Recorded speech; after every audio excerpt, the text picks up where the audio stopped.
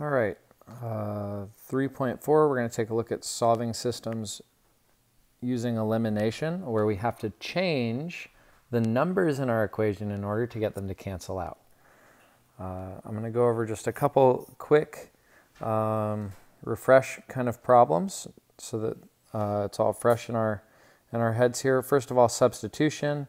When we have a value, we're able to take that value and substitute it in. So we would take y equals 2, and we are going to replace y in our other equation with a 2. Then we're going to work that out. So we get 3x minus 8 equals negative 20. We will add 8 to both sides so that 3x equals negative 12, and then divide 3 to both sides so that x equals negative 4. Y equals 2, we already have this, so we can write our ordered pair as x comma y, or negative 4 comma 2. Taking a look at this problem, if we have y equals a quantity for substitution, we would take that and substitute it in. This is just some review. 7x plus 5 times x plus 6, that's what we had for y, equals 6. We're going to distribute.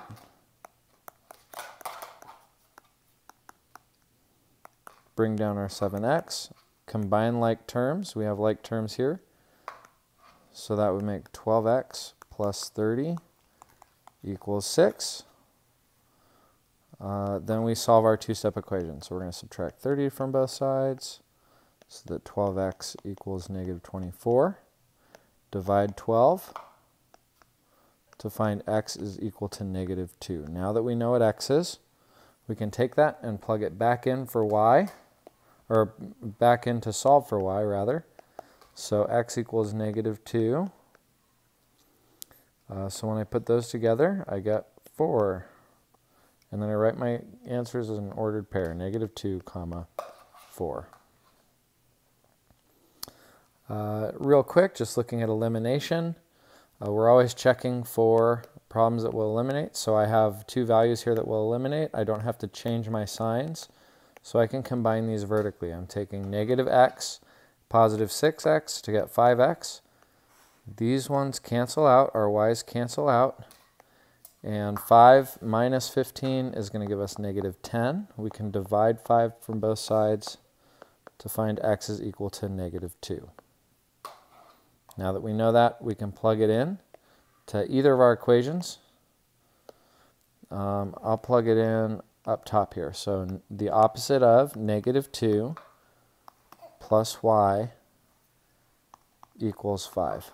So as I solve this out, I get positive 2 plus y equals 5, and I'm subtracting 2 from both sides so that y equals 3. So my ordered pair here is negative 2 comma 3. In number 8, we have like terms here, or sorry, common coefficients. The problem is they also have the same sign. So if we try to add these up or combine them how they are, they won't eliminate. We would get negative 6, and that's not what we want. So we can go through, and we're allowed to change or scale our equations. I'm going to scale this equation by a negative 1. So I'm going to multiply in a negative 1 to all the terms here. And that's going to give me negative 6x plus 3y equals negative 9. My top equation doesn't need to change, so I have x minus 3y equals 4. And now that I've scaled my equation, I have terms that will eliminate. So I'm going to put these two together to get negative 5x. I put these two together to cancel out. And I put these two together to get negative 5. I can now divide negative 5 to both sides to find x is equal to positive 1. Now that I know what x is, I can plug it back in and solve for y. I can choose either equation. I'm going to use my top equation. So I'm going to rewrite it down here. So instead of x, I'm going to write 1 minus 3y equals 4. So I'm going to subtract 1 to both sides first. And I'm going to get negative 3y equals 3. I can now divide negative 3 to both sides and find that y is equal to negative 1. So my ordered pair here is 1 comma negative 1, x comma y. Okay. We're going to do some skill building here and not actually solve. So the solving portion that you see like from here down, that we see from here down, after we've recreated our equations, all of this kind of stays the same. It's all the same steps. What we're going to be working on or looking at today is scaling our equations to get them to eliminate. So far we've only had to scale by using a negative or positive. Now we are going to start having to scale by numbers. So let's take a look at number 1 to get an idea of what we're talking about here. So in order to scale by numbers, we are going to take a look at our x values and our y values. For equations to eliminate, for our systems to eliminate, we need exact opposites. So we need the opposite number, or the same number, opposite sign. If I'm looking here, I'm going to look at, well, what could I turn a 2 into a 6 by multiplying? And the answer is yes. If I multiplied a 3, so 2 times what number would give me 6, right, is essentially what we're saying. It would be a 3. So if I were to multiply this whole equation by 3, it would give me the exact opposite of negative 6x. So that we have equations that, actually I'll leave that, that will eliminate. So watch what happens. So 3 times 2, 6x. 3 times 4, 12y. 3 times negative 16, we're going to do negative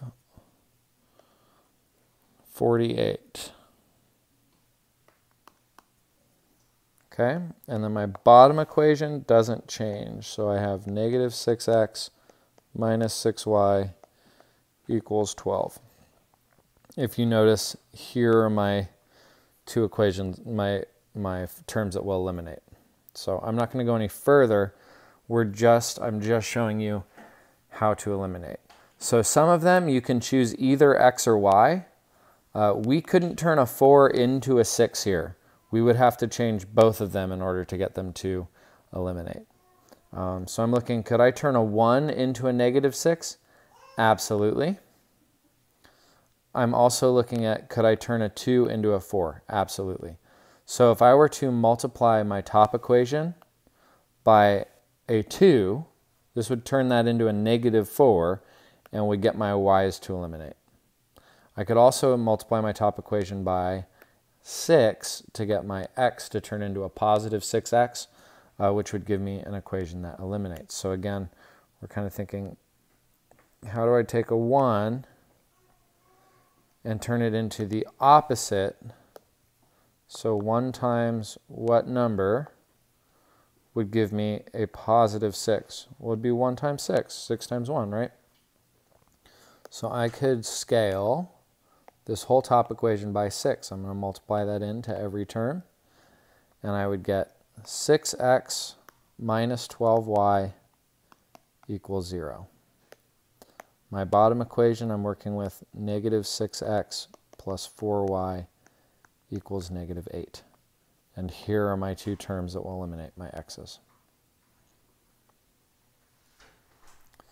Okay, and number 3, I'm looking and I'm saying, could I turn a 3 into a 6? Yes. In order to get the opposite, though, I would need a negative 6. So I'm trying to create a negative 6 and I'm going to say 3 times what number would make negative 6? I want negative 6 because that's the opposite here. So 3 times what number? Well, it would have to be a negative 2. So if I were to multiply this whole equation by a negative 2, I'm going to find that I get negative 6x plus 4y equals positive 6. My bottom equation stays the same. And I've created terms that will cancel out. So again, we're comparing. Can I turn a 5 into a 10? Yes. So we're looking at our smaller turning into our bigger. Can I turn a 4 into a 6? I cannot. I can't. There's no 4 times a whole number that makes 6. But 5 times 2 makes 10. So if I were to multiply this whole thing by 2, that would give me negative 10. But I need a positive 10 because I need the opposite. So I'm going to multiply this whole thing by a negative 2. So if we scale this equation by a negative 2, I get positive 10x minus 8y equals negative 28. My top equation stays the same, negative 10x minus 6y equals 14. Now we could put these together and eliminate to solve for y's.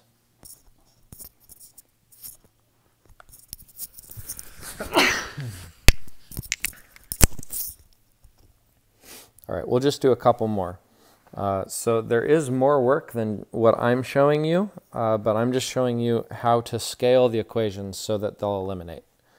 Because the rest of the work is identical to what we've been doing with our other equations. So for this one, I'm looking and I'm saying, could I turn a 2 into a 4? Yes, I could. I would have to multiply. I would have to multiply this equation by 2. If I did that, I would create exact opposites. I would have negative 4x minus 4y equals 12.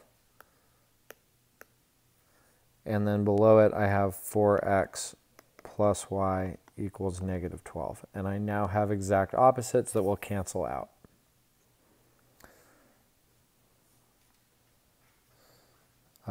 So for this one, I always kind of start with my x's. Can I turn a 1 into a 6? Yes, I can. They're already opposite signs, so I don't need to worry about the sign. So if I were to multiply 6 to all 3 terms up here, I would get negative 6x plus 36y equals negative 18.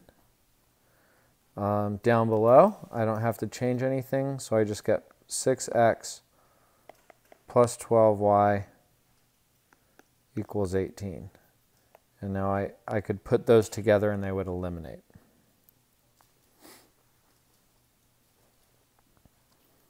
Let's do this with a y for a change. Could I turn a 1 into a 4? My signs are already opposite, so I don't have to worry about that. Can I change a 1 into a 4? Yes, if I multiplied a 4, 1 times 4, that would give me the opposite. So negative 24x minus 4y equals 52. And then down below I have x plus 4y equals negative 6. And so my y's would cancel out. This will be our last one. So looking at the y's, could we turn a 2 into a 3? We cannot.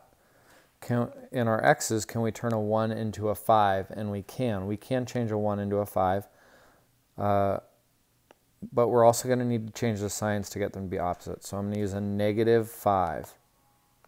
5 times 1 is going to give me 5x. Negative 5 times 2y will give me negative 10y. And negative 5 times negative 8 will give me negative 40.